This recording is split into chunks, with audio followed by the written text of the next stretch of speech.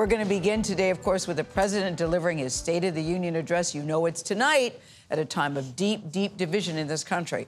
And, of course, we all know this is an election year. A lot is at stake, which is why Tony Dokoupil is in Washington right now. Tony, good morning to you. I have to say you're looking very presidential this morning, Mr. Dokoupil. Good to see you in front of the Capitol.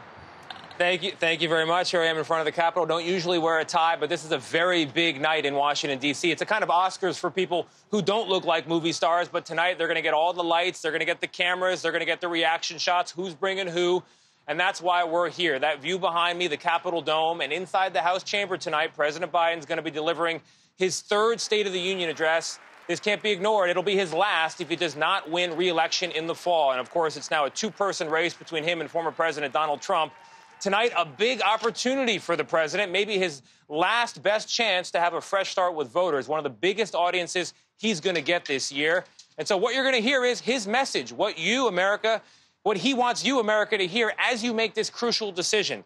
Does he get a chance to do this again? So the question before us, what is the state of our union? We're going to talk about it all show. We're going to begin with our chief Washington correspondent, White House correspondent, I should clarify. You've been promoted. Welcome to our neighborhood. I'm glad to be here. It's a beautiful morning. It is great to have you. You know, simply put, Tony, this is a golden opportunity that comes once a year for the president. It is a chance for him to show he's got the fight for a second term, a chance to try to win over those Nikki Haley supporters who are not sold on backing Donald Trump.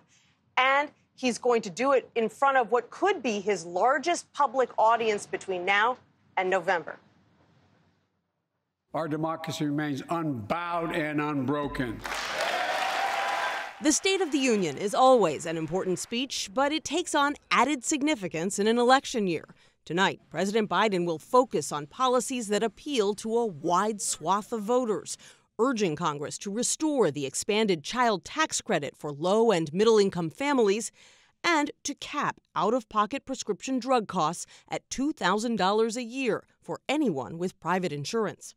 For us, this is deeply personal. Reproductive rights will also be a focus, with IVF patients and fertility doctors invited to attend the address. Kate Cox, the Texas woman who was blocked by a state court from terminating a non-viable pregnancy, will be sitting with the First Lady. President Biden is defending reproductive rights, fighting for a national law that would restore Roe's protections. With the president's speech set to soak up attention, his GOP opponent, Donald Trump, is promising to do a live play-by-play of the State of the Union address. Trump also announced that he's willing to debate Biden anytime, anywhere, after refusing to debate his primary opponents. He's the worst president in the history of our country. The race has moved into a new phase now that Trump's final Republican opponent, Nikki Haley, has suspended her campaign. It is now up to Donald Trump to earn the votes of those in our party and beyond it who did not support him. Trump did urge her supporters to join his movement on Wednesday, but only after he mocked Haley for getting trounced on Super Tuesday. In a statement, President Biden said Donald Trump made it clear he doesn't want Nikki Haley's supporters. I want to be clear. There is a place for them in my campaign. That's also why compromise will be one of the big themes you hear tonight. The president making the case that he worked with the other side on infrastructure, that he's trying to work with them on border security. He's not going to talk about Trump a lot, Tony, but the unspoken message is going to be, I'll work with the other side. He won't. Very interesting what you say about compromise, because in a CBS News poll, one of the most common words that Americans use to describe our country is divided.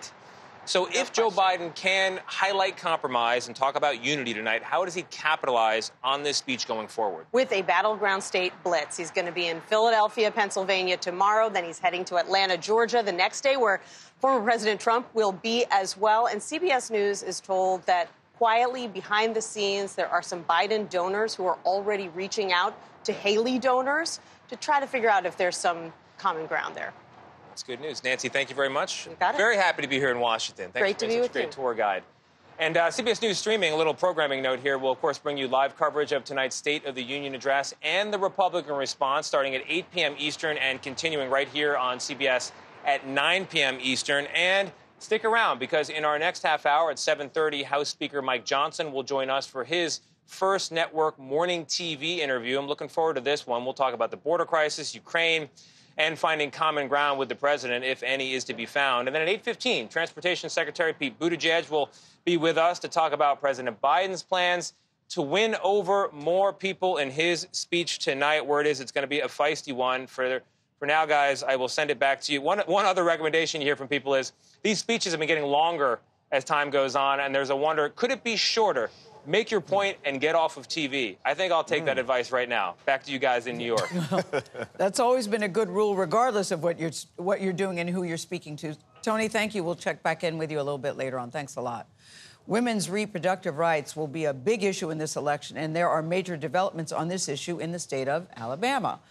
IVF clinics that shut down over a controversial court ruling are getting ready to reopen after Republican lawmakers pushed through a bill to protect those facilities from criminal liability. The state had seen weeks of protest after the Alabama Supreme Court declared that human embryos have the same legal rights as children. Janet Shamlian has more on that story. SB 159 has passed. Alabama's State House and Senate fast-tracked legislation Wednesday meant to shield IVF providers from prosecution after last month's landmark decision by the state Supreme Court left clinics fearful they could be held criminally liable for the damage or death of an embryo. Your reaction to this legislation passing? We're hopeful and we're excited. Cody Carnley hopes she and her husband can put dreams of adding to their family back on track. Their embryo transfer was canceled last month. We know that this gives us the green light to access our embryos that we feel have been held hostage. They had their first child through IVF in 2022 after more than a decade of trying. Her clinic, Alabama Fertility, says it will restart IVF as soon as today. To be able to go back to doing what we do for our patients to help them have families will be a great relief to us and our staff. But Illinois Senator Tammy Duckworth, who had 2 children through IVF, thinks the Alabama legislation creates more questions than answers. It does not address the issue of, is a fertilized egg a human being, an extrauterine child, in the words of the Alabama Supreme Court, with equal or even greater rights than the person who's going to carry it. For CBS Mornings, I'm Janet Shamlian in Montgomery, Alabama. In New Mexico, a crew member has been convicted in connection with the deadly shooting on the Rust film set. Hannah Gutierrez-Reed was accused of being negligent in her job as armorer, which is making sure guns and bullets on set were safe. Actor Alec Baldwin was handling one of those guns when it went off and killed cinematographer Helena Hutchins in 2021. He faces trial this summer. Elise Preston is following the case. We find the defendant, Hannah Gutierrez, guilty of involuntary manslaughter as charged in count 1. It took a New Mexico jury less than 3 hours to reach a verdict, finding Hannah Gutierrez-Reed guilty of involuntary manslaughter for the 2021 Rust movie set death of cinematographer Helena Hutchins. We caught up with juror Albert Sanchez outside the courthouse. And if you have live rounds there, and you don't even know it, and you're not checking them, there's a problem. Gutierrez-Reed was hired as the armorer for the film Rust. She was responsible for handling the guns on set. During closing arguments, the prosecution said Gutierrez-Reed repeatedly broke safety protocol and failed to properly check the ammunition. She didn't know there were live rounds on set, and the reason she didn't know was through her own negligence. Gutierrez-Reed ultimately loaded a pistol that contained a live round, thinking they were dummy rounds. While practicing for a scene, actor Alec Baldwin picked up the gun and pointed it at Hutchins. The gun fired, killing Hutchins and injuring director Joel Souza. They singled her out and they rushed to judgment on her, and that's what you've seen ever since. The defense said their client was a scapegoat and accused Baldwin of mishandling the gun. Baldwin faces his own involuntary manslaughter trial this summer. What does this mean for Alec Baldwin moving forward? With respect to Alec Baldwin, he was not the armorer. He had a different role here, and there will be different questions about what duty he had and what level of knowledge he had about the dangers.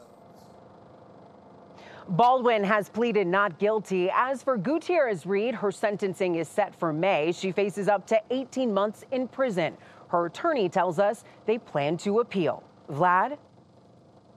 Elise, thank you very much. Now to a severe storm threat across the South. It begins today and lasts through Saturday from Texas to Florida. For more, let's bring in meteorologist Stephanie Abrams with our partners at the Weather Channel. Steph, good morning. Vlad, good morning. All threats are possible. Large hail that could dent cars, damaging winds, and tornadoes could take down trees, power lines, and cause structural damage. It all kicks off today in Texas, Oklahoma, and Arkansas. Storms continue into the evening and right into our Friday. That's when our flood threat increases as storms stretch into the southeast. They keep rocking and rolling into tomorrow night, even Saturday morning from Florida to the Carolinas. 2 to 3 inches of rain will fall on already saturated grounds with locally higher amounts. The whole system makes its way into the Northeast for our Saturday and Sunday. For more in-depth coverage, you can watch the Weather Channel on cable or live on your favorite TV streaming devices. Vlad, there will be wind with that rain and snow in the Northeast, making tough travel this weekend. Doesn't sound good. Stephanie Abrams, thank you very much. Another thing that doesn't sound good, a mid-air scare aboard a United Airlines flight after an engine caught fire shortly after takeoff. I want you to take a look at this. You can see bright orange flames shooting out of an engine outside passengers' windows. The flight was headed from Houston to Fort Myers, Florida.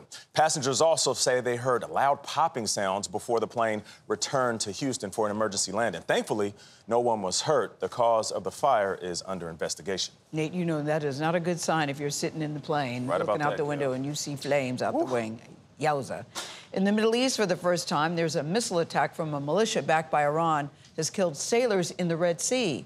Officials say that 3 crew members died and at least 4 others were critically hurt in yesterday's attack on a cargo ship. Houthi rebels in Yemen started attacking Red Sea shipping in November after the start of the Israel-Hamas war, and U.S. forces have been retaliating since January.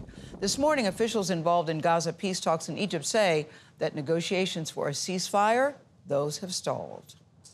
In this country, one state is taking decisive and very high-profile action to tackle voter concerns about crime. The governor of New York is sending National Guard troops to increase security in the nation's largest transit system. Elaine Keano has more. After a series of recent high-profile violent crimes on New York City's subway system, Governor Kathy Hochul is cracking down. Anyone looking to do harm or spread fear on our subways, you will be caught. On Wednesday, Hochul announced she is sending 1,000 members of the National Guard, state police, and MTA police to help conduct bag checks and patrols in some of the city's busiest stations. They will add to the thousands of NYPD officers already patrolling the system. Riding the subway, which should just simply be part of your everyday life, is filled with stress and trepidation. New York's subway is the most used public transit system in North America, serving about 3.2 million people daily. So far this year, there's been nearly 400 crimes on city trains or stations reported. That's up about 13% compared to this time last year. But even though overall crime in the city is down, prominent shootings, shovings, and attacks have left some riders on edge. I'd rather take the bus because it's not safe. I don't feel safe. There's a feeling of security when there's an officer around, but not a huge difference. Having more officers down there doesn't necessarily mean that crime is going to go away. Rodney Harrison is a former New York City police chief. If you just happen to just put them anywhere, not necessarily have a strategic way of how you're going to utilize them, then I think it's just going to be a waste of time.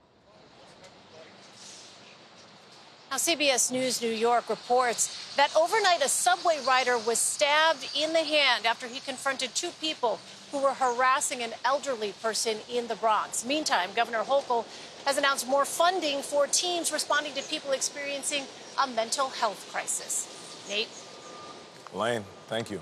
Americans lost more than $126 million to Social Security scammers last year. CBS News business analyst Jill Schlesinger is here to help protect you from these scammers, which are getting better and better at their jobs. So what do people need to look out for when it comes to Social Security scams? First of all, I want to be clear that one of the reasons this scam is so powerful is that we have tens of millions of people collecting Social Security benefits, and about 40% of these 70 million people are living on this. So this is emotional and it's powerful. So when you have a scammer who gets in touch with you, you don't know that. You say, oh, someone's calling me from the Social Security Administration. Someone's making contact in some way. Here's what I want you to know. Social Security Administration people will never, ever. This is key. They will never contact you via social media. Ever. Okay. And this is important. They will not threaten or pressure you to act now. They will not demand you to say, keep this a secret, don't tell anybody about this. That's a big flag. And also, no one ever can suspend your Social Security number.